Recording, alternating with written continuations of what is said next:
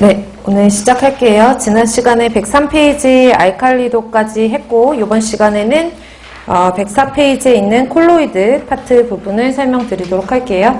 그래서 콜로이드에 대한 내용들을 정리를 하고 나서 콜로이드는 사실 그 방지기술 파트에 응집 침전하고 같이 보셔도 무방한 부분이거든요. 근데 일단은 콜로이드의 성상을 알아야 이 콜로이드 물질들이 존재를 할 때 어떻게 제거를 해야 되는지 응집 침전에 대해서 방지 기술에서 나오기 때문에 다시 한번 말씀을 드리겠지만 여기 앞에 잘 들어놓으시면 방지 기술까지 좀 편하게 공부를 하실 수 있으시니까 암기하실 거 암기하시고 그 다음에 이해를 하실 거 이해하시고 그래서 콜로이드부터 시작을 하면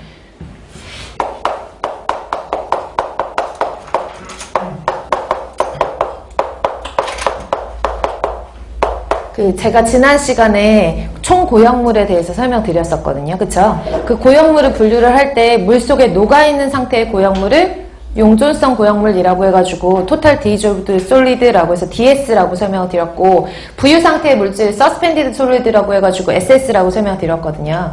그러니까 콜로이드성 물질 같은 경우에도 그렇게 어렵게 생각하실 필요가 아니라 그러니까 부유되어 있는 상태와 물에 녹아있는 상태 그 중간 정도의 상태를 말한다고 생각하시면 돼요. 그래서 콜로이드의 물질이 딱 뭐 유기물이다 무기물이다 그렇게 하는 것이 아니라 어떤 물질의 상태를 의미하는 거거든요. 그래서 콜로이드 상태라고 알고 계시고 물에 굳이 정의를 얘기하자면 용존되어 있는 있는 상태 그러니까 보통은 0.001 마이크로미터 이하를 우리가 용존되어 있는 상태라고 보거든요. 그리고 부유되어 있는 상태 부유되어 있는 상태는 0.1 마이크로로 봐요. 근데 0.1 마이크로미터 이거 제 사이즈는 조금 이따 설명을 드릴게요. 일단은 그래서 용존되어 있는 상태를 0.001 마이크로미터 그 다음에 부유되어 있는 상태를 0.1 마이크로미터 정도 이상이면 부유 상태라고 보고 0.001 이하면 우리가 용존되어 있는 상태라고 보거든요.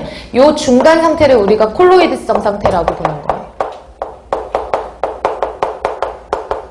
그래서 콜로이드 상태는 0.001에서 0.1 마이크로미터라고 하는데 사실은 수질에 있는 그 물속에 있는 오염물질 자체가 의미하는 바가 몇 사이즈 이상이면 이런 사이즈 같은 경우에는 잘 측정하기도 힘들 뿐더러 어느 정도 사이즈 이상이면은 물에 녹아있고 어느 정도 이상이면은 물에 부유되어 있고 이하면은 이제 물에 녹아있다라는 거 사이즈 자체가 조금 측정하기가 힘들어요. 그러니까 일반적으로 하는 거고 학자에 따라서는 견해에 따라서 부유되어 있는 상태를 10마이크로미터 정도로 보는 경우도 있어요. 그래서 부유되어 있는 경우가 10마이크로미터 이상이 되어야지 뭐 부유되어 있는 상태라고 우리가 본다. 학자에 따라서 좀 그런 정도가 다른데 제가 이제 그러면 여기다 10으로 쓰지 않는 이유가 시험 문제, 구급 시험 문제 한번 출제가 됐었는데 그때 사이즈는 0.001에서 0.1로 나왔거든요. 그래서 제가 말씀을 드리는 거고 아까 말씀드렸다시피 견해에 따라서는 10마이크로미터 이하의 크기를 갖고 분산 상태로 존재하는 것을 우리가 콜로이드라고 정의를 하기도 하기 때문에